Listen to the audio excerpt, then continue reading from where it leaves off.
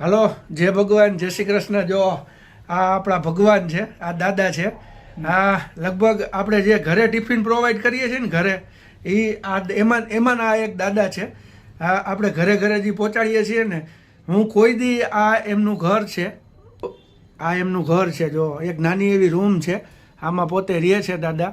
અને રઘુવંશી છે, બરોબર ને? રઘુવંશી છે, લુહાણા છે. જો આ એમનું બસ જો આ રામ રામ આખો દી લખતા હોય. અને આ હેન્ડીકેપ છે પોતે. જો આ એના પગ દાદાના છે જ નહીં, હાવ ઢળાઈને હાલે છે, એવી રીતનું હોય છે બધું.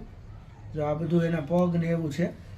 તો આવા લોકોની કૃપાથી મને આજ ધરાહાર ઘરમાં બોલાવ્યો કે પરાણે આવો વિશાલભાઈ. હા, હું કોઈ દી એના ઘરમાં ટિફિન મૂકી અને વયો જતો હોય. આજ લગભગ 4-5 વર્ષ મારું બાઇક ઉપર અન્નક્ષેત્ર ચાલુ હતું. તેદુના આ દાદા મારા આ વહેલા પ્રભુજી છે, તેદુનું મેં ચાલુ કર્યું કે દાદા કેવી મજા આવે છે. બહુ મજા આવે. એક વસ્તુ સારી આવે. પીંજા મેં કેટલા વર્ષ આયા ખાવ પીંજા સેન્ડવીચ ઓલું.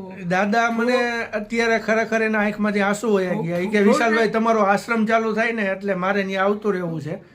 અને ફ્રૂટ પીઝા, એ કે મેં મારી જિંદગીમાં કોઈ દી ખાધા નહોતા પીઝા.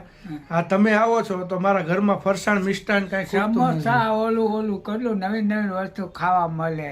ખોટે એમ નથી. કાલને હજી ખોટું હોય, કાલે અમે સંતરા દઈ ગયા, હજી એક પડ્યું એટલે ખોટે એમ જ નથી. એટલે ખરેખર આપણે તો માત્ર નિમિત્ત હોય છે. આવા પ્રભુજી જે આપણા છે ને બધા એકલા જ છે દાદા, પોતે મેરેજ નથી કરેલા. આવા પ્રભુજીઓના હિસાબે જ આપણું બધું આ કાર્ય ચાલતું હોય અને ઈશ્વર હલાવતા હોય. આ લોકોના અંતરના જે આશીર્વાદ નીકળે ને, બસ એની જઠરાગ્નિ ઠરે ને. આપણે જે જઠરાગ્નિમાં સેવા યજ્ઞ ચાલુ છે ને, બસ એ જ.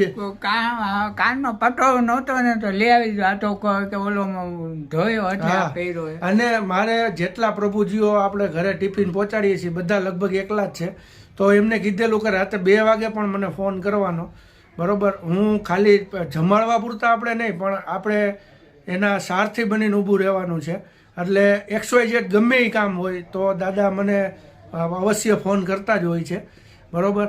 તો બસ આવા પ્રભુજીઓના હિસાબે જ બધું હાલતું હોય. દાદા જય જલારામ. જય જલારામ.